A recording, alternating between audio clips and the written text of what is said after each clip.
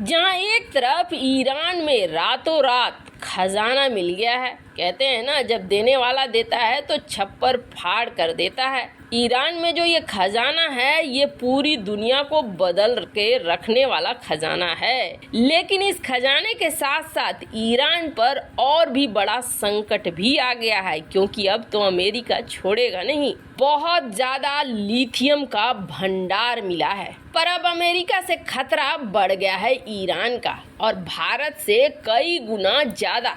जानेंगे क्या है मामला। तो वहीं दूसरी तरफ अभी तो 72 घंटे भी नहीं बीते थे, जापान भी लाइन में आ गया है। भारतीय कूटनीति की महाजीत हो रही है। जानेंगे क्या कुछ चल रहा है जियोपॉलिटिक्स में, आइए जानते हैं इन खबरों को विस्तार से। दुनिया भर में इस वक्त जिस तरीके से प्रदूषण बढ़ रहा है, एक बात तो समझ में आ गई है कि जो पुराने सोर्स थे पेट्रोल, डीजल, कोयला, ये सब कुछ छोड़ेगी दुनिया, और इसके लिए कदम भी बढ़ा चुकी है। छोड़ने से तो काम नहीं चलेगा, इसके लिए आगे बढ़ रही है दूसरे ऑप्शन की तरफ, जिसको कहते हैं ग्रीन एनर्जी। अब इस ग्रीन एनर्जी में जो दुर्लभ खनिज है जैसे कि लिथियम, इसकी वैल्यू लगातार बढ़ रही है। पहले इसकी भले कोई वैल्यू नहीं थी, लेकिन 2000 से 2015 के बीच में लिथियम की डिमांड 30 गुना बढ़ गई, और ऐसा अनुमान किया जा रहा है कि 2015 से 2025 में इसकी डिमांड होगी 1000%,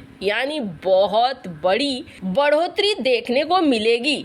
लेकिन ये भी जान लीजिए कि S&P ग्लोबल इसने एक रिपोर्ट जारी की थी, और इसने कहा था कि दुनिया भर में 2024 तक इतनी मांग होगी, यानी मात्र 1 साल में, कि लिथियम की कमी होने लगेगी। आपूर्तिकर्ता फर्म का तर्क था कि अभी भी 53 लिथियम खनन की परियोजनाएं हैं, यानी प्रोजेक्ट चल रहे हैं, जिसकी लागत करीब $40 बिलियन प्रति वर्ष पड़ता है, पर फिर भी ये दुनिया के मांग को पूरा नहीं कर पाता है। लिथियम की कीमत बदलती रहती है, जैसे शेयर मार्केट में हर दिन किसी कंपनी के शेयर की वैल्यू तय होती है ना, उसी तरीके से मेटल की वैल्यू तय हो रही है। आपको बता दें अभी 1 टन लिथियम की कीमत है 59 लाख भारतीय रुपए। और आपको ये भी बता दें 2022 में लगभग 200 गुना लिथियम का दाम बढ़ा था, और आने वाले समय में लिथियम का दाम और भी ज्यादा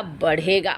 अब इससे आप अंदाजा लगा सकते हैं कि किस तरीके से लिथियम दुनिया के लिए बेहद शक्तिशाली बन गया है। भारत में हाल ही में खुशी का मौका आया जब जम्मू कश्मीर के रियासी जिले में लिथियम का एक बड़ा भंडार मिला। भारतीय भूवैज्ञानिक सर्वेक्षण के अनुसार ये भंडार था 59 लाख टन का, और उस समय इसे माना गया कि दूसरा सबसे बड़ा लिथियम भंडार है। लिथियम के लिए भारत अब तक ऑस्ट्रेलिया और अर्जेंटीना जैसे देशों पर निर्भर है। भारत में जितना लिथियम मिला वो चीन से 4.5 गुना अधिक है। अगर भारत लिथियम को रिफाइन करने में सफल हो जाता है तो आप समझ लीजिए खाड़ी देशों जितना अमीर ही बन सकता है भारत। उस वक्त ये पूरी चर्चा चलने लगी। लिथियम का सबसे बड़ा भंडार इस वक्त चिली में मौजूद है, जहां 93 लाख टन लिथियम उपलब्ध है। इसके बाद ऑस्ट्रेलिया में 63 लाख टन लिथियम है। तीसरे नंबर पर चीन है जो 13% लिथियम का उत्पादन करता है। ये तीनों मिलकर 90% लिथियम प्रोड्यूस करते हैं। ये बहुमूल्य धातु है जिसका इस्तेमाल इलेक्ट्रिक गाड़ियों, मोबाइल फोन, लैपटॉप सब में किया जाता है, लेकिन ये एक लिमिटेड भंडार है।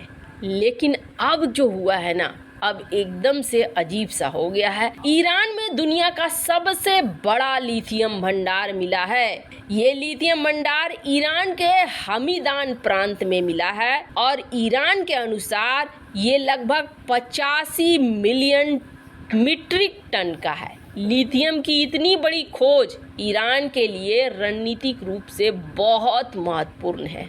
ईरान के तेल पर अमेरिका और पश्चिमी देशों ने प्रतिबंध लगा दिया है। अगर ये खोज पूरी तरीके से सफल हो गई, मतलब ईरान तो माला माल हो गया। अब यहाँ पर मालामाल होने के साथ साथ ईरान के लिए टेंशन भी बढ़ी, क्योंकि अमेरिका को देखा गया है जब भी किसी देश में इस तरीके की कीमती चीजें मिलती हैं उस पर नजर पड़ जाती है अमेरिका का, और ईरान पर तो पहले से नजर पड़ी हुई है। खैर, स्थिति आने वाले दिनों में बताएगी कि क्या हालात रहेंगे ईरान के। जहाँ एक तरफ ये सब कुछ हो रहा है तो वहीं दूसरी तरफ स्थिति एकदम से बदल गई। हमने देखा कि किस तरीके से जापान और साउथ कोरिया के विदेश मंत्रियों ने कह दिया कि हम नहीं आएंगे और G20 की मीटिंग में अपने डिप्टी को भेज दिया। जापान ने तो एक कदम आगे बढ़कर ये कर दिया कि जापान के विदेश मंत्री भले ही G20 के विदेश मंत्रियों की बैठक में शामिल न हुए हों, लेकिन क्वाड की मीटिंग में शामिल हुए। और क्वाड की मीटिंग में शामिल होने के बाद, जो कि कुछ ही समय बाद हुआ, ये चीज साफ हो गई थी कि जापान ने विरोध स्वरूप नहीं ज्वाइन किया G20 का मीटिंग, अपने विदेश मंत्री को नहीं भेजा। लेकिन विदेश मंत्रियों की बैठक के बाद भी भारत ने कोई जॉइंट कम्युनिक जारी नहीं की। हो सकता है कि अभी तक रूस मामले में सहमति नहीं बनी हो, पर अब जापान को ऐसा लग रहा है जैसे जापान ने गलती कर दी है और जापान के रूप को एक अलग तरीके से लिया जा रहा है। भारत में भी ये माना जा रहा है कि ऐसे दोस्तों पर जल्दी से भरोसा करना आसान नहीं होगा। भारत के लिए G20 एक बहुत बड़ा इवेंट है और दोस्त वो होते हैं जो इवेंट को सफल बनाते हैं, न कि इवेंट को खराब करते हैं। पर इस पर जापानीज फॉरेन मिनिस्टर का ये बयान देख सकते हैं, जिसमें इन्होंने कहा कि हम भारत के साथ मिलकर काम करेंगे और एकदम क्लोज तरीके से काम करेंगे ताकि भारत का ये जो G20 का सम्मेलन है ये सफल हो जाए। इसके अलावे और भी कई क्षेत्र हैं जहां पर हम साथ मिलकर काम करना चाहते हैं, जैसे कि चाइना के खिलाफ हम साथ मिलकर काम करना चाह रहे हैं। ये यहाँ पर जहाँ जापानी विदेश मंत्री कह रहे हैं तो मामला सिर्फ यहीं तक नहीं है। क्या पूरे हालात को संभालने के लिए अब उतरे हैं Japanese prime minister Fumio Kishida. एक बात तो जान लीजिए, जो क्वाड बना है, इस क्वाड के पीछे कहा जाता है कि पीएम मोदी और जापान के पीएम शिंजो आबे ये मास्टरमाइंड थे। इन्होंने ही क्वाड गठन की बात कही थी, पर अमेरिका ने उस वक्त ध्यान नहीं दिया था। अमेरिका ने ये कह दिया था कि नहीं, हम इस तरीके के किसी गठबंधन के लिए उत्सुक नहीं है। लेकिन जब चाइना ने आंखें दिखाने शुरू कर दी अमेरिका को, तब फिर लगा कि नहीं, यहाँ पर तो जाना चाहिए।